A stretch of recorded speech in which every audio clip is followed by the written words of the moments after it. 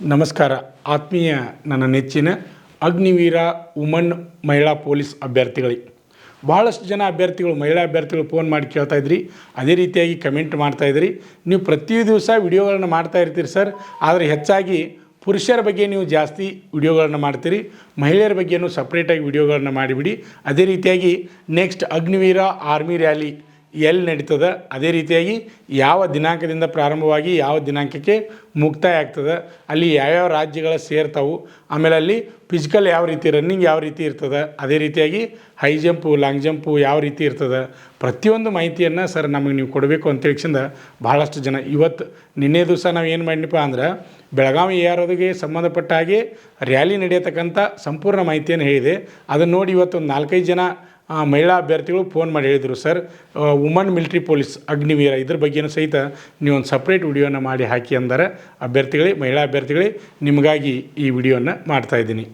ಮಹಿಳಾ ಅಭ್ಯರ್ಥಿಗಳೇ, ಈಗಾಗಲೇ ನೀವು ಆನ್ಲೈನ್ ಅರ್ಜಿಯನ್ನು ಹಾಕಿ next computer based CBT test ಪರೀಕ್ಷೆಯನ್ನು ಸಹಿತ ಬರೆದ ಈಗ ಪಾಸ್ ಆದಂಥ ಲಿಸ್ಟು ಸಹಿತ ಈಗಾಗಲೇ ಬಂದದ. ಅಂಥ ಅಭ್ಯರ್ಥಿಗಳಿಗೆ ಈ ಮಾಹಿತಿಯನ್ನು ನೀಡ್ತಾ ಇದ್ದೀನಿ. ಅಭ್ಯರ್ಥಿಗಳೇ, ನಿಮಗೆಲ್ಲರಿಗೂ ಗೊತ್ತಿರಲಿ, ಇಲ್ಲಿ ಅಗ್ನಿವೀರ ವುಮನ್ ಮಿಲಿಟ್ರಿ ಪೊಲೀಸ್ ಇಲ್ಲಿ ಹೈಟ್ ಎಷ್ಟಿರ್ತೈತಪ್ಪ ಅಂದ್ರೆ ಮಹಿಳಾ ಅಭ್ಯರ್ಥಿಗಳಿಗೆ 162 ಸೆಂಟಿಮೀಟರ್ಗಿಂತ ಹೆಚ್ಚಿಗೆ ಎತ್ತರವನ್ನು ಹೊಂದಿರಬೇಕು. ಅಂಥ ಅಭ್ಯರ್ಥಿಗಳನ್ನ ಇಲ್ಲಿ ವುಮನ್ ಮಿಲಿಟ್ರಿ ಪೊಲೀಸ್ಗೆ ತೆಗೆದುಕೊಳ್ತಾರೆ. ಮೊದಲು ಏನು ಮಾಡಿದ್ರಪ್ಪ ಅಂದ್ರೆ 152 ಸೆಂಟಿಮೀಟರ್ ಮಾಡಿದರು. ಆಮೇಲೆ ಅತಿ ಹೆಚ್ಚಿನ ಸಂಖ್ಯೆಯಲ್ಲಿ ಮಹಿಳಾ ಅಭ್ಯರ್ಥಿಗಳು ಅರ್ಜಿಯನ್ನು ಹಾಕಲಿಕ್ಕೆ ಇದ್ದರು. ಅದೇ ರೀತಿಯಾಗಿ ಮಹಿಳಾ ಅಭ್ಯರ್ಥಿಗಳದು ಹೈಟ್ ಇನ್ನೂ ಹೆಚ್ಚು ಮಾಡೋಣ ಅಂತ ತಿಳ್ಕೊಂಡು 162 ಸೆಂಟಿಮೀಟರ್ಗಿಂತ ಹೆಚ್ಚಿಗೆ ಎತ್ತರ ಇದ್ದಂಥ ಅಭ್ಯರ್ಥಿಗಳಿಗೆ ಇಲ್ಲಿ ಅಗ್ನಿವೀರ ಆರ್ಮಿ ರ್ಯಾಲಿಯಲ್ಲಿ ನೀವು ಭಾಗವಹಿಸ್ಬೋದು. ಅಭ್ಯರ್ಥಿಗಳೇ, ನಿಮ್ಗೆ ಗೊತ್ತಿರಲಿ, ಬಹಳಷ್ಟು ಜನ ಮಹಿಳಾ ಅಭ್ಯರ್ಥಿಗಳು ಈಗಾಗಲೇ ಅರ್ಜಿಯನ್ನು ಹಾಕಿದ್ರಿ. ಅದೇ ರೀತಿಯಾಗಿ ಕಂಪ್ಯೂಟರ್ ಬೇಸ್ಡ್ ಪರೀಕ್ಷೆಯನ್ನು ಬರೆದ್ರಿ, ರಿಸಲ್ಟು ಬಂದದ. ಆದರೆ ಹೈಟ್ ಕಡಿಮೆ ಇದ್ದಂಥ ಮಹಿಳಾ ಅಭ್ಯರ್ಥಿಗಳು ಭಾಳಷ್ಟು ಜನ ಅದಿರಿ. ಭಾಳಷ್ಟು ಜನ ಫೋನ್ ಮಾಡಿ ನನಗೆ ಕೇಳ್ತಾ ಇರ್ತೀರಿ, ಸರ್ ನನ್ನ ಹೈಟು 157 ಅದ, 158 ಅದ, 159 ಅದ, 160 ಅದ, ನಡೀತದೆ ಇಲ್ಲರಿ ಸರ್. ಅದು ಭಾಳಷ್ಟು ಜನ ಮಹಿಳಾ ಅಭ್ಯರ್ಥಿಗಳು ಕೇಳ್ತಾಯಿದ್ರಿ. ಅಭ್ಯರ್ಥಿಗಳೇ, ನಿಮ್ಗೆ ಗೊತ್ತಿರಲಿ, ಮಹಿಳಾ ಅಭ್ಯರ್ಥಿಗಳದು 162 ಸೆಂಟಿಮೀಟರ್ಗಿಂತ ಹೆಚ್ಚಿಗೆ ಎತ್ತರವಾಗಿರಬೇಕು. ಇದು ವುಮನ್ ಮಿಲಿಟ್ರಿ ಪೊಲೀಸ್. ಆಮೇಲೆ ಇನ್ನೊಂದು ಏನಪ್ಪ ಅಂದ್ರೆ ಮಹಿಳಾ ಅಭ್ಯರ್ಥಿಗಳಿಗೆ ನಿಮ್ಗೆ ಗೊತ್ತಿರಲಿ, 157 ಸೆಂಟಿಮೀಟ್ರ್ ಎಲ್ಲೆಲ್ಲಿ ಬರ್ತೈತಪ್ಪ ಅಂದ್ರೆ ನೀವು ಈಗ SSC GD ಕಾಲ್ಫಾರ್ಮ್ ಮಾಡ್ಯಾರ್ರಿ. 157 ಸೆಂಟಿಮೀಟ್ರ್ಗಿಂತ ಹೆಚ್ಚಿಗಿದ್ದಂಥ ಅಭ್ಯರ್ಥಿಗಳಿಗೆ SSC GD ಮಹಿಳಾ ಅಭ್ಯರ್ಥಿಗಳಿಗೆ ಕಾಲ್ಫಾರ್ಮ್ ಮಾಡಿದ್ದಾರೆ. ಅಲ್ಲಿ ಪುರುಷ ಅಭ್ಯರ್ಥಿಗಳಿಗೆ ಅದ, ಮಹಿಳಾ ಅಭ್ಯರ್ಥಿಗಳಿಗೆ ಅದ. ಅಲ್ಲಿ ನೀವು ಆನ್ಲೈನ್ ಅರ್ಜಿಯನ್ನು ಹಾಕ್ರಿ. ಅದೇ ರೀತಿಯಾಗಿ ಸ್ಟೇಟ್ ಆಗಿರ್ಬೋದು, ಸೆಂಟ್ರಲ್ ಆಗಿರ್ಬೋದು, ಪೊಲೀಸ್ ಡಿಪಾರ್ಟ್ಮೆಂಟ್ ನೀವು ಯಾವುದೋ ಹೊಂಟರು ಸಹಿತ ಮಹಿಳಾ ಅಭ್ಯರ್ಥಿಗಳಿಗೆ ನಿಮ್ಮ ಹೈಟ್ ಎಷ್ಟು ಇರ್ತದಪ್ಪ ಅಂದ್ರೆ 157 ಸೆಂಟಿಮೀಟ್ರ್ ಇರ್ತದೆ. ಆದರೆ ವಿಶೇಷ ಏನಪ್ಪ ಅಂದ್ರೆ ಇದು ಅಗ್ನಿವೀರ ವುಮನ್ ಮಿಲಿಟ್ರಿ ಪೊಲೀಸಿಗೆ ಮಾತ್ರ ಹೈಟ್ ಎಷ್ಟು ಬೇಕಪ್ಪ ಅಂದ್ರೆ 162 ಸೆಂಟಿಮೀಟ್ರ್ಗಿಂತ ಮೇಲೆ ಎತ್ತರವಾಗಿರಬೇಕು. ಇದು ಮೊದಲನೇದು. ಆಮೇಲೆ ನೆಕ್ಸ್ಟ್ ಏನಪ್ಪ ಅಂದರೆ ನಿಮಗೆಲ್ಲ ಮಹಿಳಾ ಅಭ್ಯರ್ಥಿಗಳಿಗೆ ಗೊತ್ತಿರಲಿ, ಸರ್ ರ್ಯಾಲಿ ನಮ್ಮದು ಎಲ್ಲಿ ನಡೀತದ ಅಂತಕ್ಕಂಥದ್ದನ್ನು ಭಾಳಷ್ಟು ಜನ ಮಹಿಳಾ ಅಭ್ಯರ್ಥಿಗಳು ಫೋನ್ ಮಾಡಿ ಕೇಳ್ತಾಯಿದ್ರಿ. ನಿಮಗೆಲ್ಲರಿಗೂ ಗೊತ್ತಿರಲಿ, ನಮ್ಮ ಕರ್ನಾಟಕದ ಬೆಂಗಳೂರಿನಲ್ಲಿ woman military rally, physical rally, ಆಮೇಲೆ ಅದರ ಜೊತೆ ಮೆಡಿಕಲ್ ನಡೀತದೆ. ನಿಮಗೆಲ್ಲರಿಗೂ ಗೊತ್ತಿರಲಿ. ಅದು ಯಾವಾಗ ನಡೀತದಪ್ಪ ಅಂದ್ರೆ 6 ಜನವರಿ 2025ರಿಂದ 11 ಜನವರಿ 2025ರವರೆಗೆ ಬೆಂಗಳೂರಿನಲ್ಲಿ ರ್ಯಾಲಿ ನಡೀತದೆ. ಇಲ್ಲಿ ಮಹಿಳಾ ಅಭ್ಯರ್ಥಿಗಳಿಗೆ ಬೆಂಗಳೂರು ಯಾರು, ಮಂಗಳೂರು ಯಾರು, ಬೆಳಗಾವಿ ಯಾರು ಅಂತ ಸಂಬಂಧ ಇಲ್ಲ. ಆಲ್ ಕರ್ನಾಟಕದ ಎಲ್ಲ ಜಿಲ್ಲೆಯ ಅಭ್ಯರ್ಥಿಗಳು ಈಗೇನು ಪರೀಕ್ಷೆ ಪಾಸ್ ಮಾಡಿರಿ ಇವರಿಗೆಲ್ಲ ರ್ಯಾಲಿ ಅಲ್ಲಿ ಒಂದೇ ಸ್ಥಳದಲ್ಲಿ ನಡೀತದೆ. ಆ ರ್ಯಾಲಿಯಲ್ಲಿ ಮತ್ತೆ ಯಾರ್ಯಾರು ಭಾಗವಹಿಸ್ತಾರಪ್ಪ ಅಂದರೆ ನಿಮ್ಗೆ ಗೊತ್ತಿರಲಿ, ಲಕ್ಷದೀಪ ಮತ್ತು ಮಾಹೆ ಮತ್ತು ಕರ್ನಾಟಕ ಮತ್ತು ಕೇರಳ ರಾಜ್ಯದ ಅಭ್ಯರ್ಥಿಗಳಿಗಾಗಿ ಬೆಂಗಳೂರಿನಲ್ಲಿ ರ್ಯಾಲಿ ನಡೀತಾ ಇದೆ. ಅದು ಜನವರಿ 6, 2025ಕ್ಕೆ ಪ್ರಾರಂಭವಾಗ್ತಾ ಇದೆ. ಅಭ್ಯರ್ಥಿಗಳೇ, ನಿಮಗೆಲ್ಲರಿಗೂ ಗೊತ್ತಿರಲಿ, ಈಗಾಗಲೇ ನಾನು ಹೈಟ್ ಬಗ್ಗೆ ಹೇಳಿ. ನೆಕ್ಸ್ಟ್ ಏನಪ್ಪ ಅಂದರೆ ಫಿಸಿಕಲ್ ಬಗ್ಗೆ ಭಾಳಷ್ಟು ಜನ ಅಭ್ಯರ್ಥಿಗಳು ಕೇಳ್ತಾಯಿದ್ರಿ. ನಿಮಗೆಲ್ಲರಿಗೂ ಗೊತ್ತಿರಲಿ, ಮಹಿಳಾ ಅಭ್ಯರ್ಥಿಗಳಿಗೆ ಏನಿರ್ತೈತಪ್ಪ ಅಂದ್ರೆ 1600 ಮೀಟ್ರ್ ಓಟ ಅಂದ್ರೆ 1.6 ಕಿಲೋಮೀಟ್ರ್ ಓಟವನ್ನು 7 ನಿಮಿಷ 30 ಸೆಕೆಂಡ್ ಒಳಗಡೆ ಓಡಿ ನೀವು ಪೂರ್ಣಗೊಳಿಸಿರಪ್ಪ ಅಂದರೆ ಅದು ಫಸ್ಟ್ ಗ್ರೂಪ್ ಅಂತ ಆಗ್ತದೆ. ಅದೇ ರೀತಿಯಾಗಿ 1600 ಮೀಟ್ರ್ ಓಟವನ್ನು 7 ನಿಮಿಷ 31 ಸೆಕೆಂಡ್ದಿಂದ 8 ನಿಮಿಷ ಒಳಗಡೆ ಓಡಿರಪ್ಪ ಅಂದ್ರೆ ಇಲ್ಲಿ ಸೆಕೆಂಡ್ ಗ್ರೂಪ್ ಅಂತ ಮಾಡ್ತಾರೆ. ನಿಮ್ಗೆಲ್ಲರಿಗೂ ಗೊತ್ತಿರಲಿ, ಆರ್ಮಿ ಒಳಗೂ ಮಹಿಳೆಯರಿಗೂ 2 ಗ್ರೂಪ್ ಮಾಡ್ತಾರೆ. 7:30 ರನ್ನಿಂಗ್ ಕಂಪ್ಲೀಟ್ ಮಾಡ್ರೆ ಫಸ್ಟ್ ಗ್ರೂಪು, ಆಮೇಲೆ 8 ನಿಮಿಷ ಒಳಗೆ ಕಂಪ್ಲೀಟ್ ಮಾಡ್ರೆ ಇಲ್ಲಿ ಸೆಕೆಂಡ್ ಗ್ರೂಪ್ ಅಂತ 2 ಗ್ರೂಪ್ಗಳನ್ನು ಮಾಡ್ತಾರೆ. ಇದು ರನ್ನಿಂಗ್ ಆಯ್ತು ರೀ. ನೆಕ್ಸ್ಟ್ ಬರೋದು ಏನಪ್ಪ ಅಂದ್ರೆ ನಿಮ್ಗೆ ಹೈ ಜಂಪ್ ಬರ್ತದೆ. ಹೈ ಜಂಪ್ ಅಂದರೆ ಎತ್ತರ ಜಿಗಿತ ಅಂತೀವಿ. ಎತ್ತರ ಜಿಗಿತ ಎಷ್ಟು ಇರ್ತೈತಪ್ಪ ಅಂದ್ರೆ 3 ಫೂಟ್ ಇರ್ತದೆ. ಎತ್ತರ ಜಿಗಿತ 3 ಫೂಟ್ ಇರ್ತದೆ. ಅಲ್ಲಿ 3 ಅವಕಾಶಗಳನ್ನು ಕೊಡ್ತಾರೆ ನಿಮ್ಗೆ. 3 ಅವಕಾಶಗಳಲ್ಲಿ 3 ಫೂಟ್ ಎತ್ತರವನ್ನು ಜಿಗಿದು ನೀವು ಪಾಸ್ ಮಾಡಬೇಕಾಗ್ತದೆ. ಅದೇ ರೀತಿಯಾಗಿ ಮಹಿಳಾ ಅಭ್ಯರ್ಥಿಗಳಿಗೆ ಮತ್ತೊಂದು ಏನಿರ್ತೈತಪ್ಪ ಅಂದ್ರೆ ಲಾಂಗ್ ಜಂಪ್ ಅಂದರೆ ಉದ್ದ ಜಿಗಿತ. ಉದ್ದ ಜಿಗಿತ ಎಷ್ಟು ಇರ್ತೈತಪ್ಪ ಅಂದ್ರೆ 10 ಫೂಟ್ ಇರ್ತದೆ. 10 ಫೂಟ್ ಉದ್ದ ಜಿಗಿತವನ್ನು 3 ಅವಕಾಶಗಳಲ್ಲಿ ಜಿಗಿದು ನೀವು ಪೂರ್ಣಗೊಳಿಸಬೇಕು. ಒಂದನೇದು ರನ್ನಿಂಗು, ಆಮೇಲೆ ಹೈ ಜಂಪು, ಲಾಂಗ್ ಜಂಪು, ಒಟ್ಟು 3 ಬರ್ತಾವೆ ರೀ. ಈ 3 ನೀವು ಪಾಸ್ ಮಾಡ್ಬೇಕು, ಕಂಪಲ್ಸರಿ ಮಾಡ್ಬೇಕು ರೀ. 3 ಪಾಸ್ ಮಾಡಿದಾಗ ನೀವು ಫಿಸಿಕಲ್ ಪಾಸ್ ಆಗ್ತದೆ. ನಿಮ್ಗೆಲ್ಲರಿಗೂ ಗೊತ್ತಿರಲಿ. ಭಾಳಷ್ಟು ಏನಿರ್ತದೆ ಸ್ಟೇಟ್ ಪೊಲೀಸ್ ಕೆಲವೊಂದು ಮಾತು ಬೇರೆ ಬೇರೆ ಕಡೆ ಈಗ 4ರಾಗ 3 ಪಾಸ್ ಮಾಡಬೇಕು, ಅಥವಾ 5ರಾಗ 3 ಪಾಸ್ ಮಾಡಬೇಕು, ಈ ರೀತಿ ಇರ್ತಾವೆ ರೀ. ಆಮೇಲೆ ಇಲ್ಲಿ ಆ ರೀತಿ ಇಲ್ಲ, ನಿಮ್ಗೆ ಗೊತ್ತಿರಲಿ.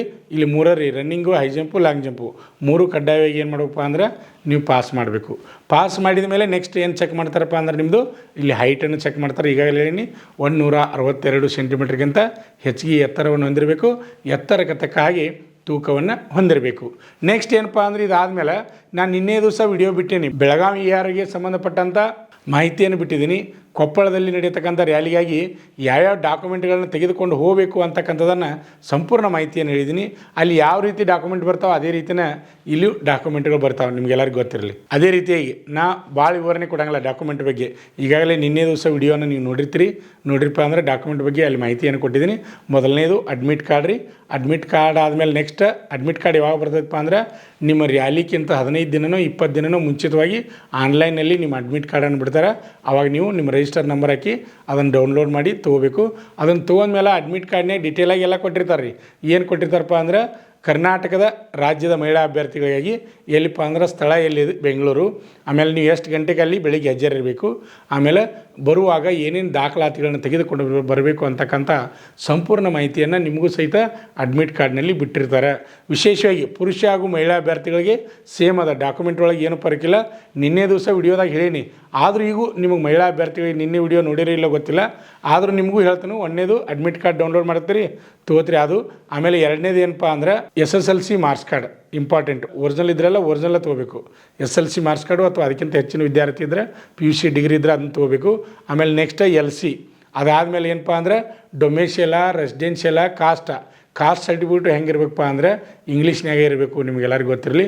ಅದ್ರ ಜೊತೆ ಇನ್ನೊಂದು ಏನಪ್ಪ ಅಂದ್ರೆ ಅಡ್ಮಿಟ್ ಕಾರ್ಡ್ ಜೊತೆ ನಿಮಗೂ ಅಲ್ಲಿ ಅಪ್ಡೇಟ್ ಮಾಡ್ಸ್ಕೊಂಬರಲಿಕ್ಕೆ, ಬಾಂಡ್ ಮೇಲೆ ಅಪ್ಡೇಟ್ ಮಾಡ್ಸ್ಕೊಂಬರಲಿಕ್ಕೆ ಫಾರ್ಮೇಟ್ ಬಿಟ್ಟಿರ್ತಾರೆ.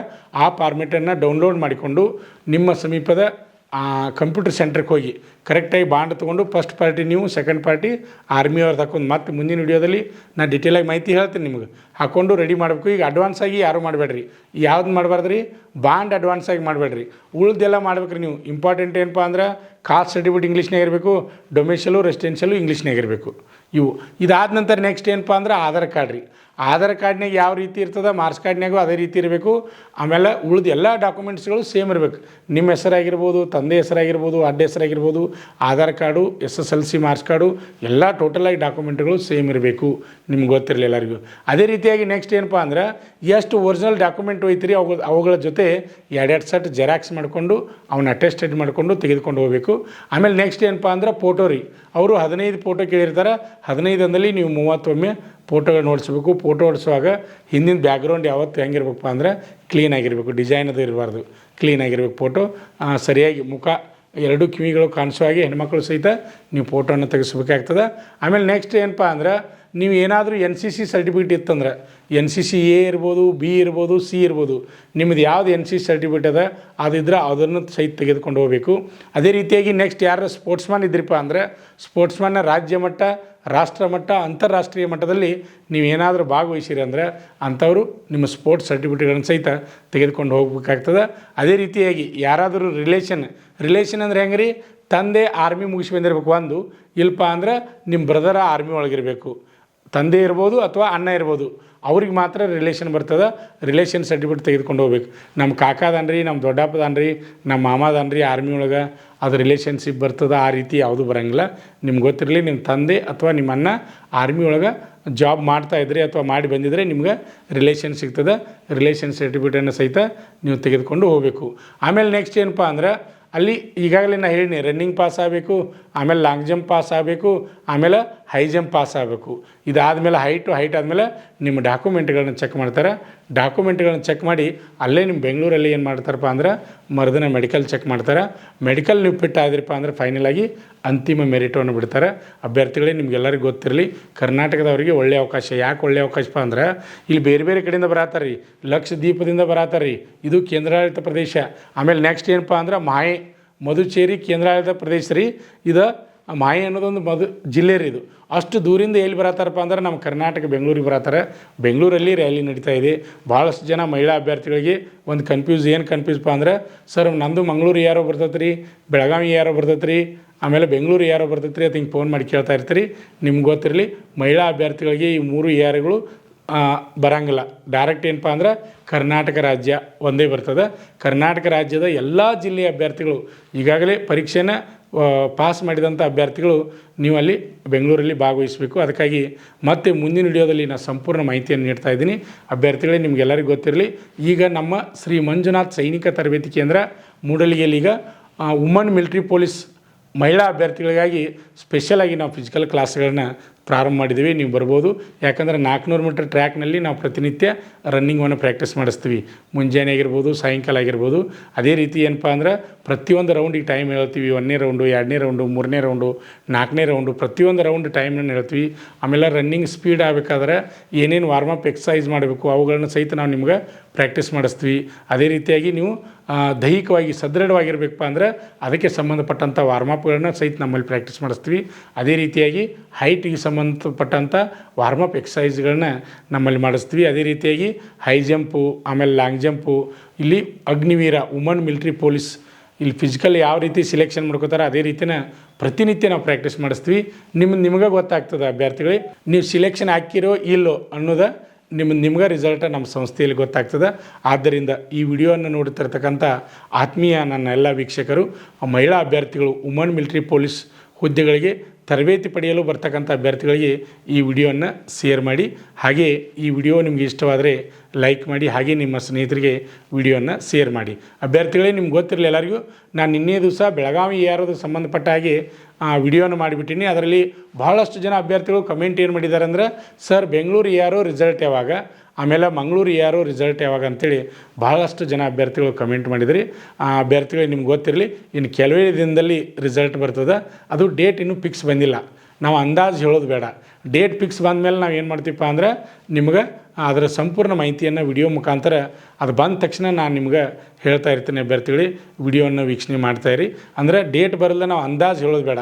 ಅದೇ ರೀತಿಯಾಗಿ ನೆಕ್ಸ್ಟ್ ಏನಪ್ಪ ಅಂದರೆ ಭಾಳಷ್ಟು ಜನ ಅಭ್ಯರ್ಥಿಗಳು ಸರ್ ಹೊಸದಾಗಿ ಅಗ್ನಿವೀರ ಆರ್ಮಿ ಯಾವಾಗ ಕಾಲ್ಫಾರ್ಮ್ ಆಗ್ತದೆ ಅಂತೇಳಿ ಕೆಲವೊಂದು ಜನ ಕಮೆಂಟ್ ಮಾಡ್ತಾಯಿದ್ರಿ. ಅಭ್ಯರ್ಥಿಗಳೇ, ನಿಮ್ಗೆ ಗೊತ್ತಿರಲಿ, ನವಂಬರ್ಗೆ ಅಂದರೆ ಹೆಚ್ಚು ಕಾಲ್ಫಾರ್ಮ್ ಆಗ್ತದೆ. ಇದೇ 2024 ನವಂಬರ್ಗೆ ಕಾಲ್ಫಾರ್ಮ್ ಆಗ್ತದೆ. ನೆಕ್ಸ್ಟ್ 2025ರಾಗ ಅದನ್ನು ಸೀಟನ್ನು ತುಂಬ್ಕೋತಾರೆ. ಅದೇ ರೀತಿಯಾಗಿ ಒಬ್ಬ ಅಭ್ಯರ್ಥಿ ಕಮೆಂಟ್ ಮಾಡಿದ್ದ, ಸರ್ ಸರ್ಪಂಚ್ ಅಂದರೆ ಏನು ಅಂತೇಳಿ ಕಮೆಂಟ್ ಮಾಡ್ಯಾನ. ನಿಮ್ಗೆ ಗೊತ್ತಿರಲಿ, ಸರ್ಪಂಚ್ ಅಂದ್ರೆ ಅಂಜುವಂಥದ್ದೇನಿಲ್ಲ. ಈಗ ಅಭ್ಯರ್ಥಿಗಳಿಗೆ ರ್ಯಾಲಿಗೆ ಹೋಗ್ಬೇಕಾದ್ರೆ ಏನೇನು ಡಾಕ್ಯುಮೆಂಟ್ ಹೋಗ್ಬೇಕು ಅನ್ನೋದನ್ನ ಹೇಳಿನ. ಅದು ಆದಮೇಲೆ ಮತ್ತೆ ಮಹಿಳಾ ಅಭ್ಯರ್ಥಿಗಳಿಗೆ ಏನಿರ್ತೈತಪ್ಪ ಅಂದ್ರೆ ಪೊಲೀಸ್ ಸ್ಟೇಷನ್ ವೆರಿಫಿಕೇಷನ್ ಇರ್ತದೆ, ಸ್ಕೂಲ್ ಕ್ಯಾರೆಕ್ಟರ್ ಇರ್ತದೆ, ಆಮೇಲೆ ಪಂಚಾಯತಿ ಕ್ಯಾರೆಕ್ಟರ್ ಇರ್ತದೆ.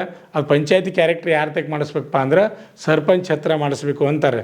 ಸರ್ಪಂಚ್ ಅಂದರೆ ಯಾರಂದ್ರೆ ನಿಮ್ಮದು ಗ್ರಾಮ ಇತ್ತಂದ್ರೆ ಪಂಚಾಯತಿ ಅಧ್ಯಕ್ಷರು ಯಾರಿರ್ತಾರೆ, ಅಧ್ಯಕ್ಷರು ಅಥವಾ ಅಲ್ಲಿರ್ತಕ್ಕಂಥ ಉಳಿದ ಸದಸ್ಯರು ಮೆಂಬರ್ ಇರ್ತಾರಲ್ಲ ಅವ್ರ ಕಡೆಯಿಂದ ಸಹಿ ಮಾಡಿಸ್ಬೋದು. ಆಮೇಲೆ ಪುರಸಭೆ ನಗರಸಭೆ ಇತ್ತಂದ್ರೆ ಅಲ್ಲಿ ಇದ್ದಂಥ ಅಧ್ಯಕ್ಷರು ಅಥವಾ ಉಳಿದ ಸದಸ್ಯರ ಯಾರ ಕಡೆಯಿಂದ ನೀವು ಸಹಿ ಮಾಡಿಸ್ಬೋದು. ಅವ್ರಿಗೆ ನಾವು ಏನಂತೀವಪ್ಪ ಅಂದ್ರೆ ಸರ್ಪಂಚ ಅಂತೀವಿ. ಅಥವಾ ಊರಾಗ ಯಾರು ಚಲೋ ಹಿರಿಯರು ಇದ್ರಂದ್ರೆ ಅವ್ರಿಗೂ ಸಹಿತ ನಾವು ಸರ್ಪಂಚ್ ಅಂತ ಕರಿತೀವಿ. ಆದರೆ ಅವ್ರದ್ದು ಸೀಲ್ ಇರಬೇಕು, ಸೀಲ್ ಹಾಕಿ ಸಹಿ ಮಾಡಬೇಕು. ಸರ್ಪಂಚ್ ಅಂದರೆ ಶೀಲ್ ಹಾಕಿ ಸಹಿ ಮಾಡಬೇಕು. ಅದಕ್ಕೆ ನಾವು ಸರ್ಪಂಚ್ ಅಂತ ಕರಿತೀವಿ. ಅದು ಕಮೆಂಟ್ ಒಂದು 2-3 ವಿಡಿಯೋದಲ್ಲಿ ಈ ಕಮೆಂಟನ್ನು ಮಾಡಿದ್ದಾನೆ ಅಭ್ಯರ್ಥಿ. ಆ ಅಭ್ಯರ್ಥಿಗೆ ಮತ್ತೆ ತಿಳಿಲಿಲ್ಲ ಅಂದರೆ ನೇರವಾಗಿ ನನಗೆ ಫೋನ್ ಹಚ್ಚಿ ನೀವು ಕೇಳ್ಬೋದು. ಅದೇ ರೀತಿಯಾಗಿ ಅಭ್ಯರ್ಥಿಗಳೇ, ಮತ್ತೆ ನಾಳೆ ವಿಶೇಷವಾಗಿ ಒಂದು ವಿಡಿಯೋನ ಹೇಳಲಿದ್ದೇನೆ. ಈ ವಿಡಿಯೋನ ವೀಕ್ಷಣೆ ಮಾಡ್ತಿರ್ತಕ್ಕಂಥ ಎಲ್ಲರಿಗೂ ಮತ್ತೊಮ್ಮೆ ಧನ್ಯವಾದಗಳು.